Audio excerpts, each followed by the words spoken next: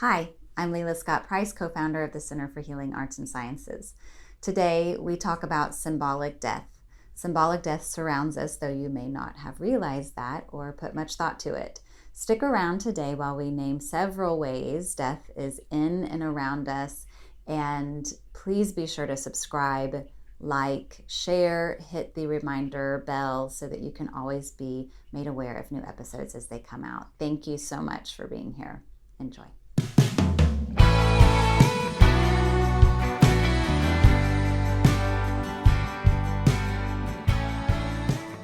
Hello, folks. Welcome to Get Centered, where the clinicians from the Center for the Healing Arts and Sciences come together and talk about topics. Today's topic is a thread we're picking up from our last episode on death.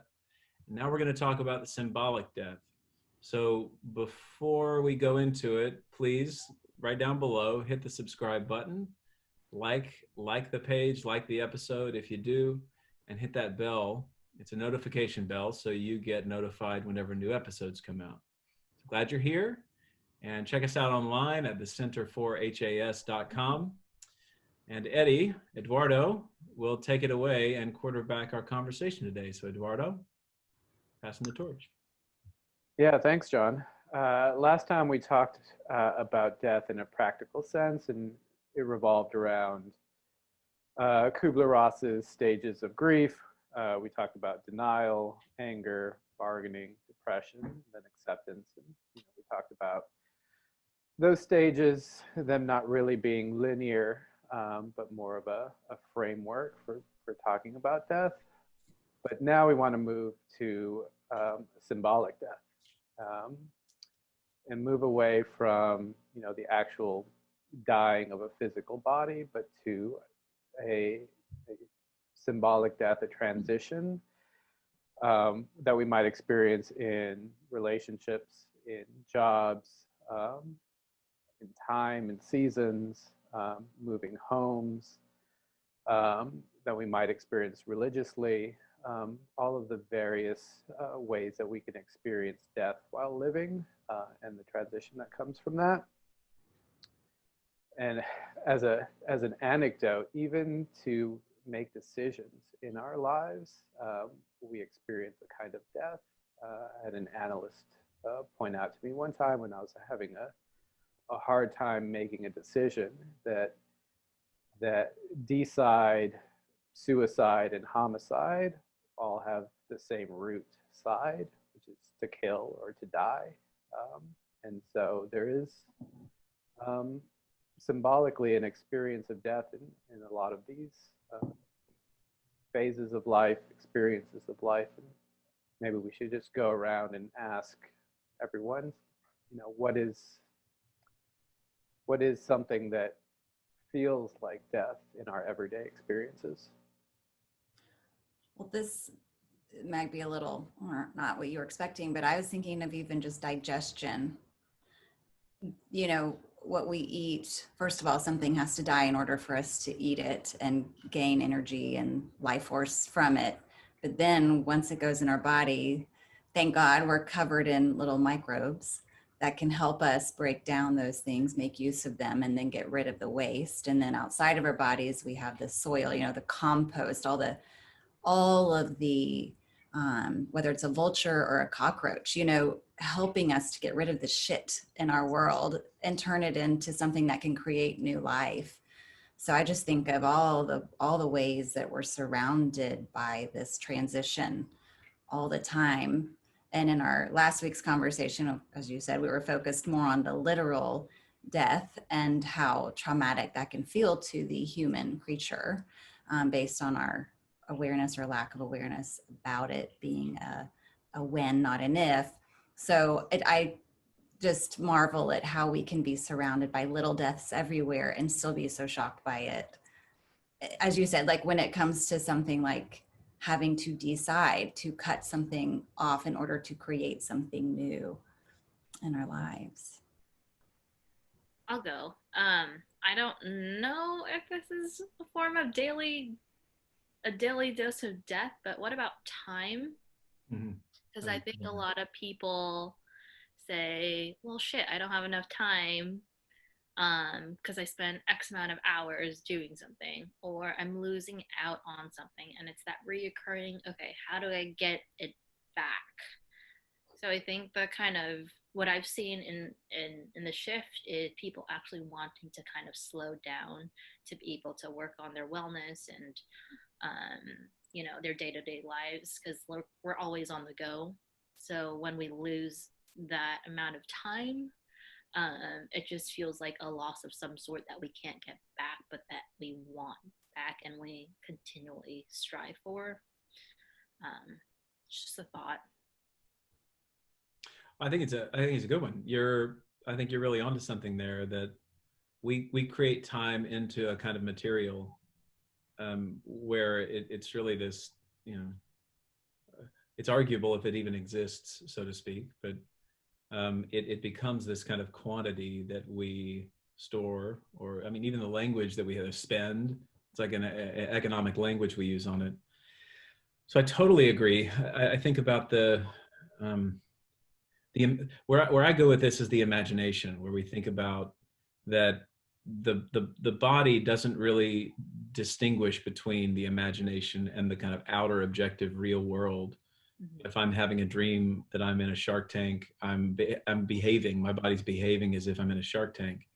So there is something about the kind of imaginative areas that we get involved in, that we are consistently suffering the burden of death. But kind of borrowing from what we were talking about last week, is because we don't have any structures that honor the little deaths that we consistently have, we are constantly fighting against it.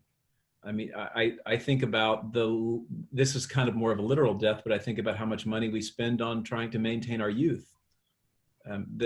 It's not so much overtly about death, but it's little ways that we try to avoid as even a symbolic death.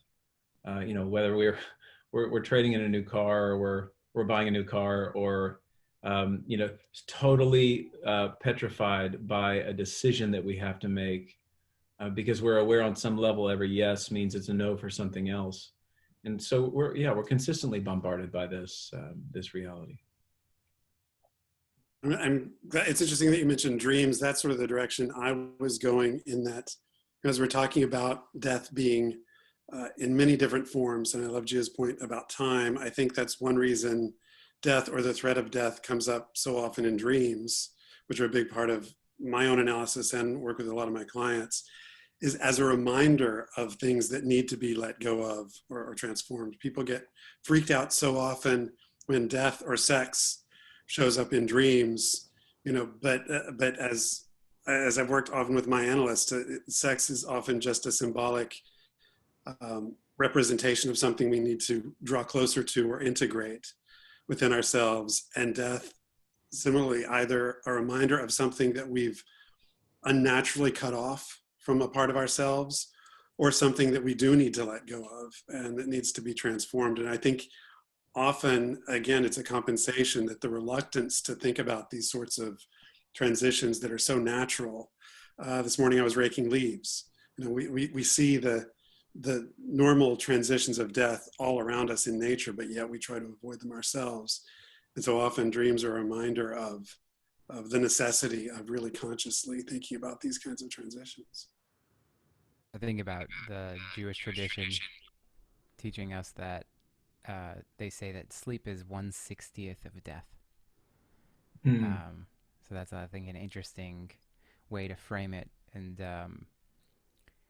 because if you think about it, I mean, we don't choose to wake up. I mean, we don't. We go to sleep and we wake up in the morning, but that's not an active decision that we make every given morning.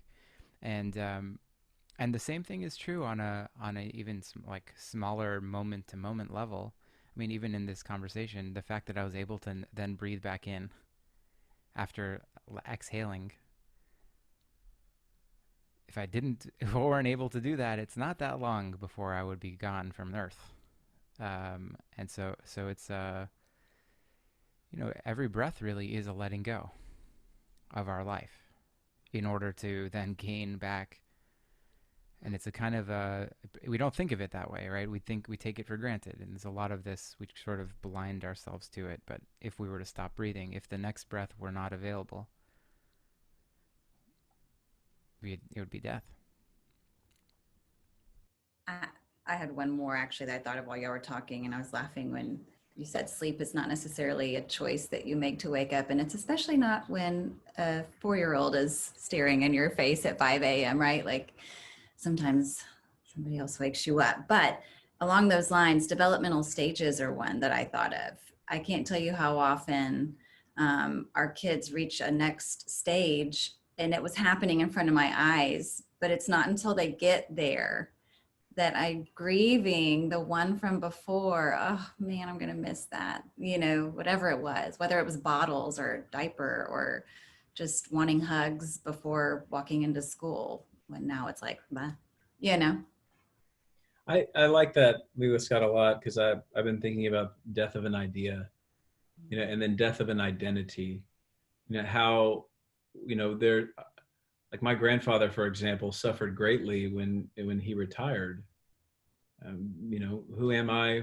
What am I going to do with myself? And again, if we're not prepared for that reality of death, then our system's in total shock, and we can go the way of addiction very quickly, just to fill that space with a kind of nothingness, as opposed to actually contending with the anxieties of having to reform oneself. And other cultures, and I was reading once about India, that in around retirement age, what somebody does is they change the way they dress, and oftentimes they change their name. And these customs are for the purpose of reinventing oneself. And I think that we don't allow for that. You know, we think like, oh, you changed, as opposed to I'm giving life to something new within myself that wants to be born. And even like the record that Rodney and I did, for me, it was a thread that I had to drop in my early 20s, and then reconnected with it in my 40s. And I even use that language. I breathed new life into this kind of dead part of me that wasn't truly ever dead, but it certainly felt that way. This like, whoa, I can live that again. I can express myself in that way. And I think I experienced a large sense of vitality in that moment, and a vital life force. You know, that's the other side to that. I think one of the confusing things is like, sort of Lewis Scott, what like you mentioned. Sometimes it's a good thing that happens that is a death in some way. That it's like, okay, I'm retired. That should be a celebration, right? And I might have some feelings of a loss of the meaning, of routine, of structure, of whatever it was that I got out of that situation. And I think similarly, you can go to like the birth of a child, right? I mean, it's a wonderful, amazing thing, and also it's a change in status from like single person or coupled people to now we have a child to care for, or even marriage, right? I think that marriage is a switch in status that is a sort of a death. The Jewish tradition says that it's kind of like a mini Yom Kippur. It's like a mini day of atonement and like a kind of a death. And we fast and we do all kinds of things the day of a marriage, because we're trying to honor that even though this is a great, amazing, beautiful day, it also comes loaded with a death of identity and a birth at the same time of a new thing, of something new that when it's new, it can be kind of scary. And not only the new being scary, but the old, we can miss it, right? We can kind of have the kind of stages of grief when we're going into, like, when we're getting married, and when we're having a kid, or when we're retiring, or whatever it is that's a kind of a new and exciting and beautiful thing. But pastorally, we're thinking, yeah, and this is a huge status change, which is a symbolic death. And if we don't honor that, I'm thinking about John. I'm like, how do we honor that every day? It's like, how do we honor every day the fact that there are many deaths in our decisions? And It's a really good question. And the thing I was thinking about just a few minutes ago is how lacking we tend to be in rites of passage. And the structure of so many religious traditions, they have inborn into them these these moments of honoring the symbolic death. Leila Scott, like what you were saying earlier, developmentally, currently when it comes to adolescence, if you think about it, if you really ask yourself the question, what are the rites of passage of for adulthood? Most people will say something like driving a car, having sex for the first time, menstruating for the first time, drinking for the first time, voting for the first time. And notice that we don't necessarily have, I mean, certainly we have them for drinking. It's like, oh, you're 21 now, great. Or, oh, you're 18. But they're natural. They're based upon age and time, Gia, to your point, as opposed to something that we're actually creating a moment of differentiation between I was this way before and now I'm this way. And I don't want to go off too far on that, but I think that it's one of the reasons why we're one of the things I think we really need in our culture to incorporate more. I think it's also one of the reasons that this is such a difficult time is because people underestimate the amount of grief that we have during this pandemic with a loss of normalcy, the death of normal social lives and interactions and the kind of activities that we're used to.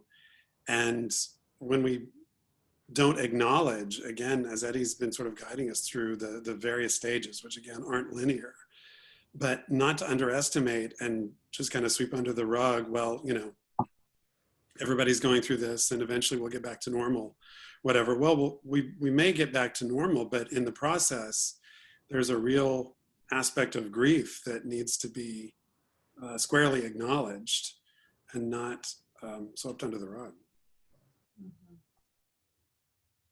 Yeah, and you might be specifically referencing this, but not only just the lack of normalcy, but for those who were planning on having a wedding or a baby shower or a funeral needed to be executed. All of these ways that we might have really taken for granted as ways that we do have a rare ceremony at a time of a rite of passage, and I'm really missing that. Yeah, and I think that was the next part of this that I wanted to go to is we've come up with all these great examples of what may seem like a symbolic death in our lives. Well, how do we navigate through this transition as human beings, as clinicians, as friends, as parents, as all of those things? What are some ways that we can ease these transitions or experience these transitions in a healthy way? Psychotherapy. For sure.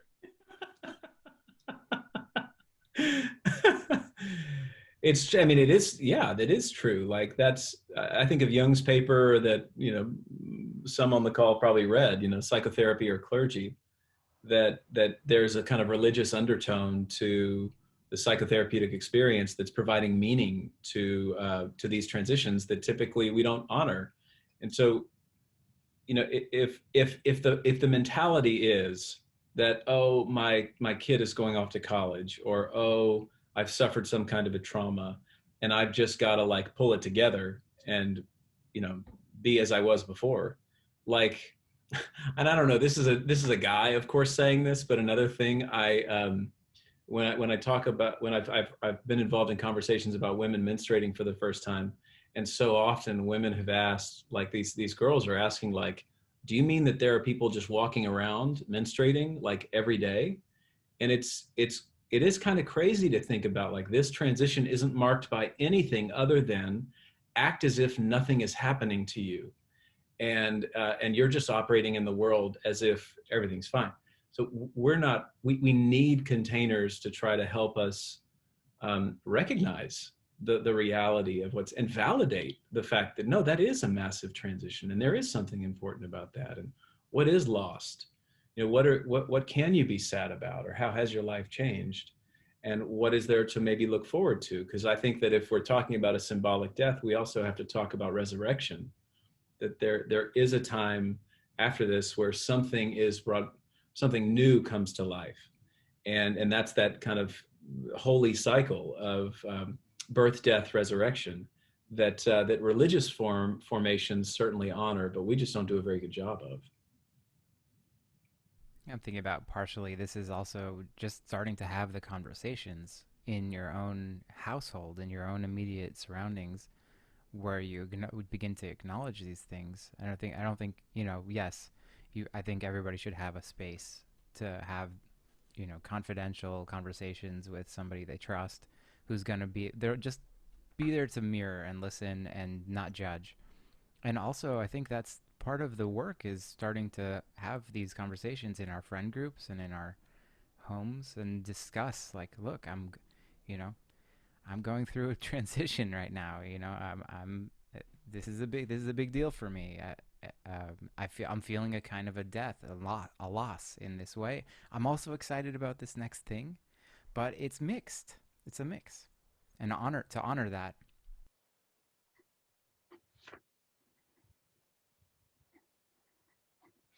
I feel like I would almost challenge that though.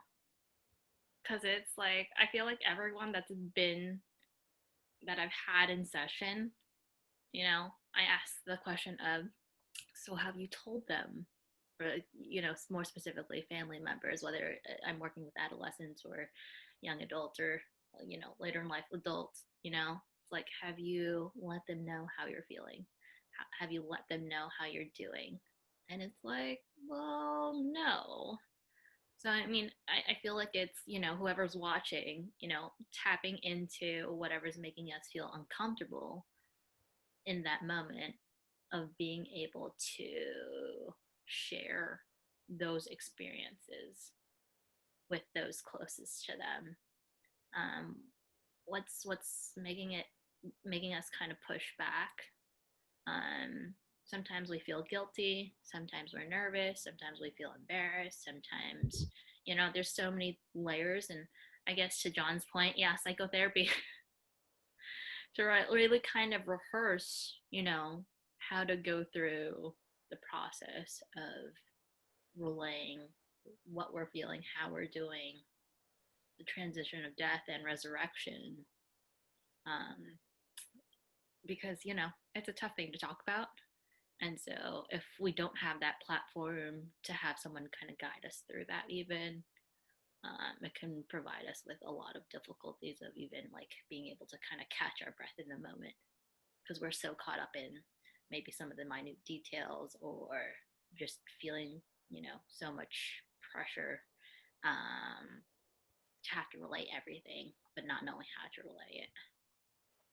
Well, Gia, also you're talking about fully acknowledging what someone is going through. And often what happens with friends and family members is that we're very well-meaning, but they want to cheer someone up or help them to feel better, which can be experienced by the person as, sorry, I'm not comfortable with you feeling that way. Let's just move on. Mm-hmm. And so, and again, it's the acknowledgement of all of these stages and an acknowledgement of what's actually happening within us, to Eddie's point, will help get us to the life part, the resurrection part, whatever metaphor you want to use, the other side of the death. But without full acknowledgement of those things, it keeps us stuck. Yeah, Rodney, I think that hits it for me. It's the consciousness part of it, the intentionality, and the acknowledging that you're going through something tough, like to take it to a dark place. And the idea of suicide, I heard one analyst say one time, yeah, you have to acknowledge that some part of you needs to die. Yeah. It doesn't need to be your body. Like your physical body doesn't need to die. You need to be here in the world, but some part of you that is making you feel like you want to die needs to die. And it's acknowledging that there is darkness, and then we can move forward. I think that's such an important point, Eddie, is that if we had more framework around the imagination, and we did put it in its proper place, we would be able to understand what a symbolic death is. And when somebody is feeling suicidal, for example, or having those thoughts and having those images playing out, they weren't so literal about it. I mean, Rodney, you said earlier about sex and death. You know, if the dreams or the imagination is providing imagery associated with death or sex, that there's something deeper going on there that doesn't have to be you literally need to have sex or you literally need to kill yourself or die. But again, I tend to go the failure of culture. I really, and I don't mean any culture in particular. It's certainly growing materialism that really is problematic, because we're not taking our inner world as seriously as we could.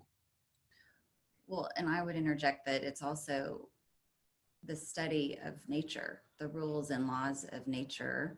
We've said a couple of times already, it's all around us. The examples of the transition from life to death to life again surround us. And sadly, I think in a lot of ways, some of the organized religions, in an effort to create community around the, I don't know, church, temple, any word we could slide in there for various faiths, needed people to be dependent on their leadership. But when we can turn to the trees and the sun and the moon and really commune and understand that we are not just observers of these aspects of nature, but made of them and part of the actual experience. Each season, there is a death of the season that came before. It's no accident that in the fall, which is the element of metal, and the organ associated with it is lung, that when somebody, and the emotion associated with that is grief, that when somebody has unresolved grief, there's a reason they're the ones who are chronically getting bronchitis and pneumonia every fall. You know, it's because that organ is vulnerable, because that emotion is just living in there unresolved. So I would say if we could study nature, which is a parallel kind of to what you're saying about the imagination and the other aspects of ourselves that we tend to think of as secondary. And I hope I don't offend anybody by saying that about organized religion, because it has its place, but there's no secret that, you know, there's a little bit of a rift between Mother Nature being spiritual and religious in itself, or needing a Godhead. Sounds like we all need basically like a whole new framework and skill building and a new way to understand what we're going through, and then have the skills to change that, and also in the process also help people around us to be able to better help us, right? So sometimes being able to, I love this little tool. It's like before I talk to my wife, I'll have to say to her, I want you to listen, or I want you to fix, because those are different kinds of listening, right? And sometimes when she's talking to me, it's the same question I have to ask her. Am I listening to listen, or am I listening to fix? And those are different things, right? So if somebody comes to me and they're trying to fix me when I just need them to listen, that's a skill that can translate into a lot of discomfort in a relationship. But around death, right? It's like not imagining yourself as part of the nature, and reminding yourself, using your imagination to remember, I'm part of that too. It's not like I'm here and that's the trees, and we're separate. It's like, no, we're the same thing. We're all the same energy. You said something about the Godhead, and I immediately thought, well, truly our current Godhead happens to be technology and money, and those kinds of, because we're unconscious of that. You know, it's we did an episode a while back on the cost of convenience, that we're creating an enormous amount of suffering that we're unconscious of, because the Godhead is, you know, how can we evolve technologically speaking, and how much money can we accumulate? And that tends to be what we're we're oriented toward. You know, back to the, I think I said it a couple of episodes ago, that, you know, we talk about, do you believe in God? What do you believe about the afterlife? Which is a yes or no proposition, right? And if I believe in God, or the God that you think I should believe in, then I've killed off, you know, everything else. And if I don't believe in your God, then you may want to kill me. I don't know, but I think that to be conscious of what we're viewing through this religious lens is of great importance, so that we can understand why we're making the decisions, why we're deciding what we decide on a daily basis. And back to belief, is the true essence of it is what we're following. And if my orientation is making money and evolving technology, then of course I'm leaving out rites of passage, ritual, and the imagination. Of course, the imagination in service to technology is fine, but everything else is foolish. We got to start closing things off. Do you guys have anything in little slender threads that are hanging out? Well, I think the one thing that we can tie into our discussion on the practical implications of an actual death, a physical death, is meaning. Meaning was key in finding acceptance of our physical bodies dying. And I think we've all sort of hit it here, that meaning is important in transitioning through symbolic death. Mm-hmm.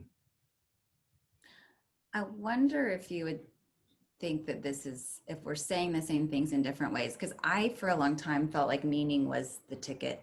And then for me, that stopped feeling like what I was seeking in my life. And it became about authenticity, figuring out how to really tune into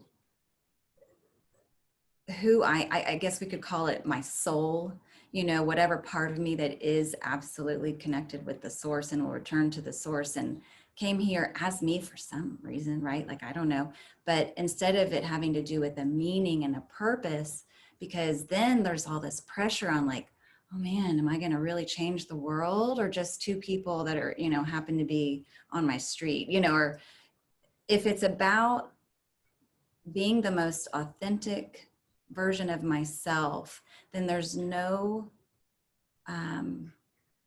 value, I guess, to put on that in terms of how big that becomes for the rest of the world.